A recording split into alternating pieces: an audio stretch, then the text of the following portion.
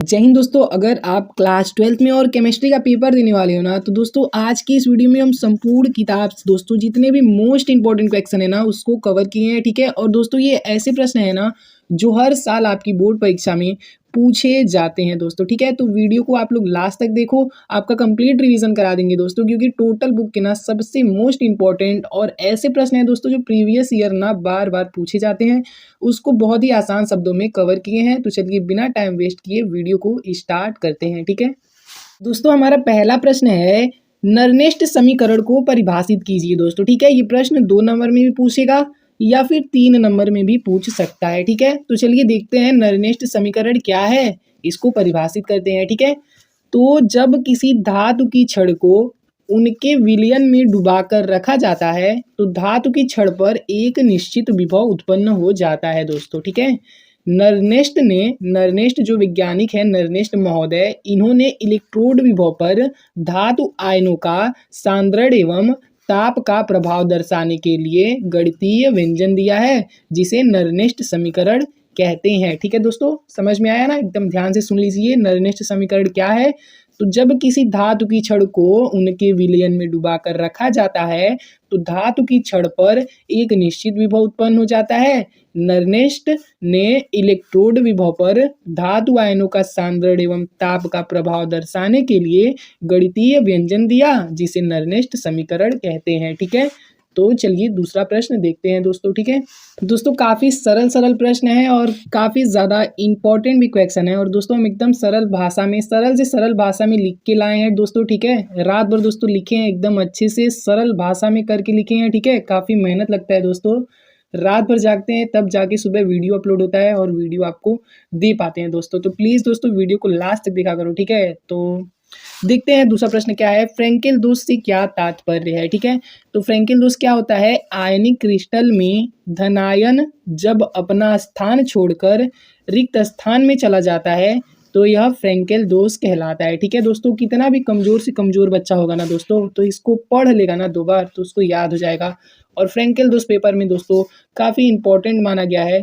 तो अगर ये पूछेगा ना तो बच्चा इसको कितना भी दोस्तों कमजोर हो ना वो इसको जरूर लिख देगा। ठीक है। फ्रैंकेल दोष क्या है? आयनिक क्रिस्टल में धनायन जब अपना स्थान छोड़कर रिक्त स्थान में चला जाता है तो यह फ्रैंकेल दोष कहलाता है। सिंपल ना दोस्तों। ठीक है।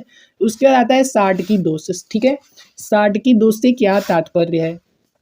तो क्रिस्टल लैटिस में जब कोई निश्चित आयन की कमी होती है जिसके कारण उसमें कुछ छिद्र उत्पन्न हो जाते हैं तो इस दोष को साटकी दोष कहते हैं। ठीक है ना दोस्तों, ये भी दोस्तों काफ़ी ज़्यादा इम्पोर्टेंट है। और दोस्तों हम इतने सरल भाषा में लिखे हैं ना कि आप लोग एक बार ध्यान से सुन लेते हो और देख लेते हो ना तो आपके पेपर में आएगा तो आप लोग कैसे भी बना के इसको लिख के आओगे दोस्तों, छोड़ के नहीं आओगे दोस्तों। ठीक है। तो ऐसे ही बहुत ही इंपॉर्टेंट क्वेश्चन है नीचे, तो फटाफट सबको देखते हैं दोस्तों क्योंकि समय नहीं बचा है। ठीक है। नेक्स्ट है कि विद्युत रासायनिक श्रेणी तथा इसके लक्षण लिखिए। ठीक है। तो विद्युत रासायनिक श्रेणी दोस्तों क्या होता है? विभिन्न तत्वों को उनके बढ़ते हुए अपचयन इलेक्ट्रोड विभवों को क्रम में रखने पर जो श्रेणी प्राप्त होती है उसे विद्युत रासायनिक श्रेणी कहते हैं। चलिए अब आगे बढ़ते हैं और आगे के प्रश्न को भी एकदम आसान और सरल भाषा में फटाफट समझते हैं। ठीक है। अगला है दोस्तों मूलरता को उदाहरण सहित समझाइए। ठीक है। तो देखते हैं मूलरता क्या है। किसी निश्चित ताप पर प्रति लीटर विलयन में घुलित विलेय पदार्थ के मोलों की संख्या को उस ताप पर उस विलयन की मूलरता कहते हैं। जैसे 0.2 मूलरता का तात्पर्य यह है कि विलेय के 0.2 मोल 1 लीटर विलयन में घोला गया है। ठीक है। अगला प्रश्न देखते हैं। अगला प्रश्न है कि मूल प्रभाज से आप क्या समझते हैं? ठीक है। ये भी दोस्तों काफ़ी इंपॉर्टेंट क्वेश्चन है और कई साल पूछा गया है। ठीक है। कई साल पूछा गया है प्रीवियस ईयर ये। ठीक है। तो देखते हैं मूल प्रभाज।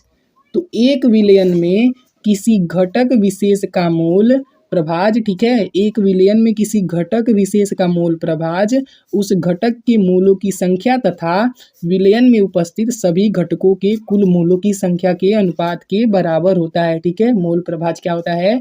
एक विलयन में किसी घटक विशेष का मोल प्रभाज उस घटक के मोलों की संख्या तथा विलयन में उपस्थित सभी घटकों के कुल मोलों की संख्या के अनुपात के बराबर होता है। ठीक है। अगला प्रश्न देखते हैं। अगला क्वेश्चन है कि परासरण क्या है। ठीक है, परासरण दाब क्या, व्यंजक लिखिए। ठीक है, मोस्ट इंपॉर्टेंट और वायरल क्वेश्चन आप लोग इसको बोल सकते हो। ठीक है, तो परासरण क्या है और परासरण दाब क्या, व्यंजन लिखिए। तो जल के अणुओं की गति पर जब अर्धपारगम्य झिल्ली द्वारा हो तो, ठीक है, क्या लिखा है, परासरण क्या है, परासरण दाब का व्यंजन लिखिए। ठीक है, ये काफी ज्यादा इंपॉर्टेंट और वायरल क्वेश्चन है। ठीक है, तो क्या होता है परासरण, देखते हैं। जल के अणुओं की गति पर जब अर्धपारगम्य झिल्ली द्वारा हो तो उसे परासरण दाब कहते हैं। ठीक है, परासरण दाब का व्यंजक क्या होता है, PV is equal to NRT या फिर P बराबर CRT। दोनों में से आप लोग कुछ भी लिख दोगे तो आपका काम चल जाएगा। ठीक है, और अगला प्रश्न देखते हैं। ठीक है, अगला प्रश्न देखते हैं क्या है। अगला प्रश्न है कि लिगेंड क्या है। ठीक है, लिगेंड क्या है, ये भी दोस्तों काफ़ी महत्वपूर्ण क्वेश्चन है, काफ़ी ज़्यादा इंपॉर्टेंट क्वेश्चन है। तो वह आयनिक स्पीसीज, ठीक है, स्पीसीज इसको आप लोग जरूर लिखिएगा, याद कर लीजिए। वह आयनिक स्पीसीज जो संकर यौगिक में केंद्रीय धातु आयन में अस्थायी रूप से जुड़ी होती है उन्हें लिगेंड कहते हैं। ठीक है, एग्जाम्पल में देखते हैं कि K4FeCN6 में जो CN आयन है ना वो लिगेंड है। ठीक है, क्योंकि ये केंद्रीय धातु आयन में अस्थायी रूप से जुड़ा होता है। जो ये CN है एक केंद्रीय धातु में, ठीक है, अस्थायी रूप से जुड़ा है। ठीक है, तो ये लिगेंड है। ओके, तो दोस्तों इस वीडियो में हमने काफ़ी महत्वपूर्ण काफ़ी इंपॉर्टेंट क्वेश्चन को कवर किया है। दोस्तों ये वीडियो का पार्ट 1 है। ठीक है, और इस वीडियो का लाइक टारगेट हम 100 लाइक रखते हैं। ठीक है, 100 लाइक इसका टारगेट है, एम है, इसको आप लोग फटाक से पूरा कीजिए। ठीक है, फिर इसका पार्ट 2 हम तुरंत अपलोड करते हैं। पार्ट 2 में भी बहुत ही इम्पोर्टेंट और काफ़ी साल जो परीक्षा में पूछा गया है, ठीक है, काफ़ी बार जो परीक्षा में पूछा गया है